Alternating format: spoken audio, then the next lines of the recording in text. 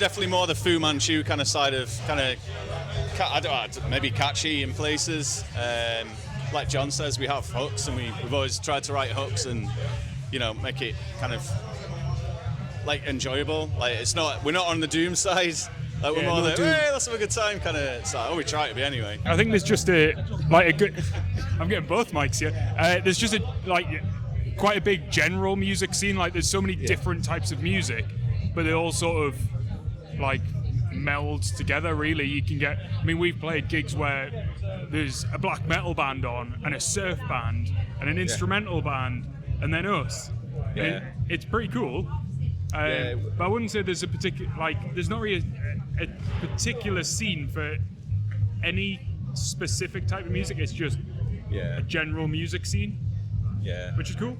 Which is good. Yeah. There's definitely not the type of music we do. There's maybe like 3-4 bands maybe do the type of music that we do. But it's not a bad thing. You know, I quite like it when it's a bit more of an eclectic lineup. It gets boring when you're watching 5 black metal bands or 5 stoner bands or 5 punk rock bands. It gets a bit boring. I prefer when it's mixed up. So in that respect, it's good.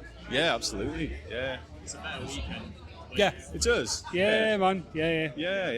And it's not a massive city, Newcastle, either. It's not a small place, but it's not. I don't think it's big enough to facilitate like a whole like stoner scene as opposed to a black metal scene, and you know, it all kind of like Nicky said, it kind of melds into one thing. You know, like alternative and heavy. Yeah, we got Venom. He's put in the Venom box. Well, we used to rehearse underneath Venom. Yeah, they used to rehearse upstairs, so you'd like go out for a cigarette and you'd hear black metal blasting in the background. It's amazing, man. Like we're definitely the lighter side. Like we're definitely one of the least extreme bands here, but that's cool with us. Like, and we've done not this sort of size, but smaller all-dayers festivals where we've kind of been not as heavy as some of the acts, and it's actually worked quite well. You know, like it's like John was saying about like you know, when you play with different bands, it's nice to get a bit of a bit eclectic and see different bands and But yeah, it's great, man. It's great. Yeah, it'll be a good day out or a good weekend out. Yeah. Well, we've seen it for the first time. My first time here, all of our first time here. So it's like getting your bearings of where things are. Yeah, it looks cool over there, man. Should be good. How you go about doing things, like going to America, things like that. How do you go about going through your visas? Because it's something we've been doing recently, and the visa process is so confusing, not even the Americans understand it. So how is anyone from outside of there supposed to understand it? Yeah. So, like, for me, it's just guidance on how you do that sort of stuff. Like, we're just kind of cobbling it together, hoping for the best.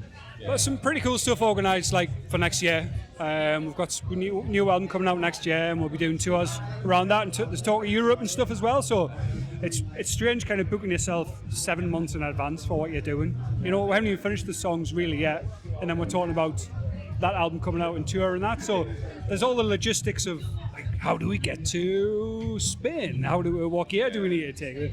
So I suppose challenge-wise, that's it. Songwriting side of it isn't massively a problem. That's the easy bit. Yeah. Drinking and songwriting, they're the 2 easy bits. Everything else is a nightmare. Filled in forms, rubbish. Don't like to do it, nightmare.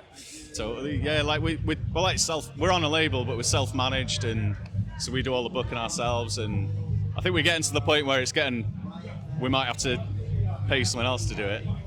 But that's a good thing. You know, it is a good thing. I think what we've always done is just like ask people we know that have done stuff. Like if we are going abroad for a festival, try and get in touch with someone that we know that has done that before. Like, what can you tell us? What should we not do? What should we do? That's generally how we've just gone about things. And so yeah, we've always just like tried to ask people and